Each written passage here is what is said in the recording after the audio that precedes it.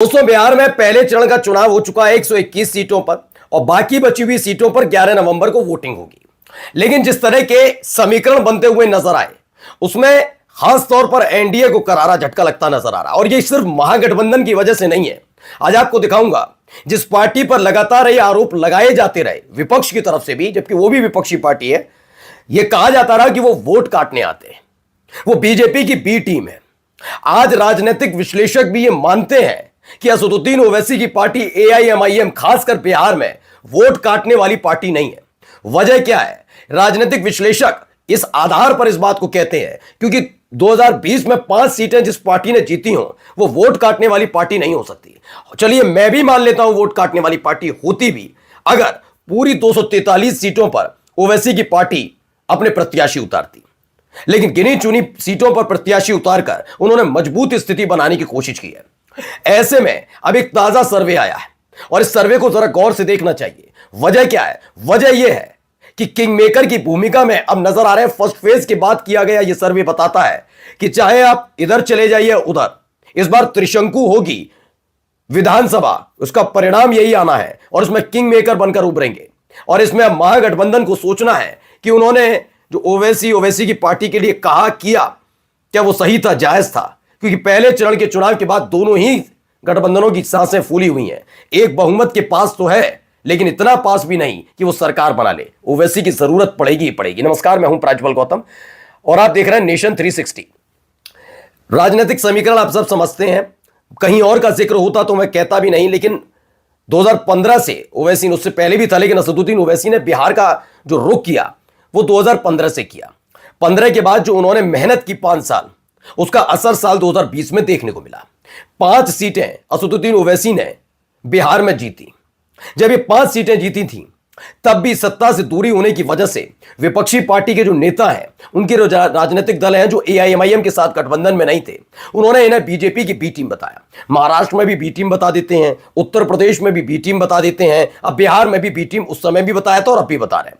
5 सीटें जीती थी।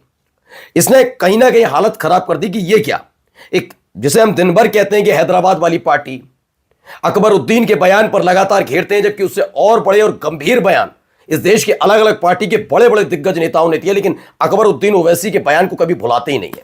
वो कहते नहीं, उसको याद रखेंगे हम, बाकी तो सब सही है। ओवैसी साहब को लेकर, अब उनकी पार्टी को लेकर अब जो ताजा ओपिनियन पोल आया वो पहले मैं आपको दिखाऊंगा। लेकिन बता दूं 2020 में जो 5 विधायक जीते उनमें से 4 विधायक आरजेडी में चले गए थे, जिनमें से 3 की टिकट कटी। इससे भी मुस्लिम समुदाय के बीच एक संदेश गया। संदेश इस बात का गया भाई कि अपनी ही पार्टी से गद्दारी करने वालों के साथ आरजेडी ने क्या किया। और अब माना जा रहा है कि सीमांचल में पूरी तरह से मजबूत नजर आ रही है एआईएमआईएम। पहले ये देखिए, बिहार का फाइनल ओपिनियन पोल आ गया है। ये एबीपी न्यूज का दावा किया जा रहा है, एबीपी न्यूज का ये ओपिनियन पोल है। क्या है ओपिनियन पोल में, पहले वो देख लीजिए। महागठबंधन 110 से 115 सीटों पर जीत की उम्मीद जताई जा रही है और 122 सीटें चाहिए, 122 सीटें चाहिए तभी कोई सरकार बना पाएगा, चाहे वो महागठबंधन बनाए या एनडीए, कोई भी बनाए। लेकिन फिलहाल महागठबंधन बिल्कुल उससे दूर होता हुआ नजर आ रहा है। यानी कि इतना भी नहीं, मान बड़े ले लेते हैं 115, तब भी 7 विधायकों की जरूरत पड़ेगी। ये 7 विधायक आएंगे कहां से? ये एक सवाल उठता है। क्या ये 7 विधायक आ पाएंगे किसी और राजनीतिक दल से टूटकर? जेडीयू से उम्मीद कर सकते हैं, लेकिन जनता दल यूनाइटेड इतनी जल्दी छोड़ दे ये बड़ा मुश्किल है। क्योंकि अगर जेडीयू ने बीजेपी का साथ छोड़ा तो वो जानते हैं कि दिल्ली में बैठे जो उनके 12 सांसद हैं वो उनसे झिड़क जाएंगे। 1-2 को छोड़ दिया जाए, जैसे बांका वाले को छोड़ दिया जाए, 1-2 को छोड़ दिया जाए, तो बाकी आरजेडी में चले जाएंगे। तो जनता दल यूनाइटेड के जो विधायक है उनको अपने साथ लाना भी महागठबंधन के लिए दिक्कत वाले पैदा करने वाला है। एलजेपी नहीं आएंगे, ये क्लियर बात है। अब बचे कौन? एनडीए को देखिए, 95 से 98 सीटें आने का दावा किया जा रहा है कि 95 से 98 सीटें आएंगी। मैं अगर 98 सीटें भी मान लेता हूं तो 24 सीटें दूर रहेगी। लेकिन खास बात यह है कि 24 सीटों का जुगाड़ करने के लिए इस समय महागठबंधन में सिर्फ मुकेश सहनी की पार्टी को छोड़कर एक राजनीतिक दल नहीं है जो बीजेपी की मौजूदगी में एनडीए ज्वाइन कर ले। हां, अगर एलजेपीआर, हिंदुस्तानी अवामी मोर्चा, उपेंद्र कुशवाहा और जेडीयू अलग बनाकर मोर्चा चलाए तो मुकेश सहनी को छोड़कर जितने और भी मैं मानकर चलिए कांग्रेस आ जाए, ये जो कम्युनिस्ट पार्टियां हैं वो साथ आ जाए, लेकिन ये बहुत मुश्किल नजर आता है। क्योंकि बीजेपी के बिना वजूद नहीं, जब जेडीयू और एलजेपी बीजेपी को नहीं छोड़ना चाहते तो नहीं छोड़ना चाहते। अब आते हैं एआईएमआईएम पर। ये 14 से 16 सीटें इनकी आने की उम्मीद है। अब इस पर दोबारा लौटेंगे, लेकिन फिर देखिए जनस्वराज की बात की जा रही है 5 से 9 सीटें और अन्य 5, यानी अगर जनस्वराज भी आती है तो जनस्वराज महागठबंधन के साथ जाएगी नहीं जाएगी ये क्लियर नहीं है, ठीक है ना। और उनके जाने के से भी सरकार नहीं बन पाएगी और एआईएमआईएम किंग मेकर बनकर उभर रही है। यह हुआ कैसे वो समझाऊंगा, लेकिन फिलहाल आप समझिए कि एनडीए के लिए कैसे ये घातक है। क्योंकि अगर मैं एआईएमआईएम को देखूं तो एआईएमआईएम किसी भी कीमत पर बीजेपी के साथ नहीं जाएगी, क्लियर है। कांग्रेस के साथ और राजनीतिक दलों के साथ जाने के लिए तैयार है, लेकिन एआईएमआईएम किसी भी कीमत पर एनडीए के साथ नहीं जाएगी। अलग मोर्चा बनाइए अभी आ जाएंगे, लेकिन नहीं, वो उनके साथ जाएंगे नहीं, ठीक है ना, बीजेपी के साथ।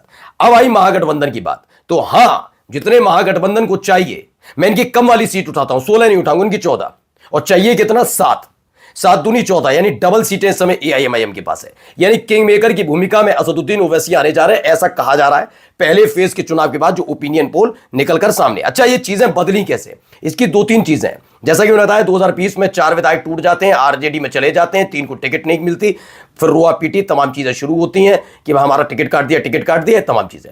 तो पहला तो यह था कि मुसलमानों में संदेश गया कि आरजेडी ने मुसलमानों को टिकट नहीं दिया। जैसे कामरान नाम के विधायक है, उनके खुद के सिटिंग विधायक, उनको भी टिकट नहीं दिया, जेडीयू से आई एक नेता उनको टिकट दे दिया। तो मुसलमानों में एक आरजेडी को लेकर भी गया है संदेश। अब जो 3 विधायक टूटे उससे गुस्सा मुसलमानों के भीतर भी है, अपने कैंडिडेट से, अपने मौजूदा विधायक से भी है और आरजेडी को लेकर भी है। एक गुस्सा ये था। दूसरा क्या था कि एक बहुत अच्छा काम किया एआईएमआईएम ने। पहला ये कि इंडिया गठबंधन में शामिल होने का ढिंडोरा पीटा, गुपचुप तरीके से मिलने नहीं गए, बाकायदा गाड़ी लेकर नहीं गए, ढोल बजाते हुए एआईएमआईएम के जो प्रदेश अध्यक्ष हैं वो मिलने जाते हैं। इससे कम से कम बिहार का मुसलमान ये समझ जाए कि इंडिया गठबंधन ने एआईएमआईएम के प्रस्ताव को स्वीकार नहीं किया, जिससे बाद में जाकर ये ना कहा जाए कि वोट कटवा पार्टी है, बीजेपी की बी टीम है। तो ये क्लियर कर दिया मुसलमानों में, ये क्लियर हो गया। एक और दाव ऐसा चला जिसमें खास तौर पर गोदी मीडिया कहती है कि असदुद्दीन ओवैसी की पार्टी सिर्फ मुस्लिम परस्त पार्टी है। सुना होगा आपने कई बार, लेकिन उन्होंने इस बार क्या किया, उन्होंने बहुत शानदार तरीके से काम किया। उन्होंने हिंदू जो प्रत्याशी हैं वो भी उतार दिए मुस्लिम बाहुल इलाके से, जिसमें से एक ढाका सीट है, एक सिकंदरा सीट है।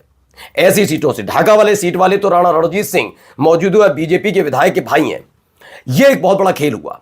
तो हिंदुओं में भी कहा है कि नहीं, जो मुसलमान का टैग लगाया जाता है ये गलत है। यानी सीमांचल में हिंदू और मुसलमान एक साथ एआईएमआईएम के साथ खड़े हैं, ये क्लियर नजर आया। अच्छा, ये क्यों बनी कहानी, पहले असदुद्दीन ओवैसी ने एक मुद्दा उठाया, अब तक बात चल रही थी अलग अलग तरीके से, वोट चोर, ये चोर, वो चोर, तमाम चीजें।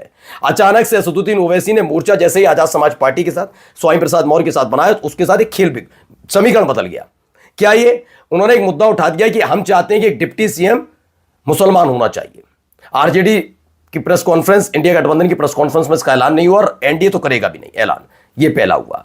दूसरा, फिर असदुद्दीन ओवैसी ने कहा सीमांचल का बेटा बने, तो और सीमांचल में बात आई कि सीमांचल का बेटा एक डिप्टी सीएम बनेगा, मुख्यमंत्री बनेगा, माफी चाहूंगा। अब कह रहे हैं क्या, मैं चाहता हूं मुसलमान बिहार का मुख्यमंत्री बने, असदुद्दीन ओवैसी ने यह कहा है। असदुद्दीन ओवैसी का यह बयान वाकई बहुत मारक साबित हो रहा, खासकर सीमांचल में।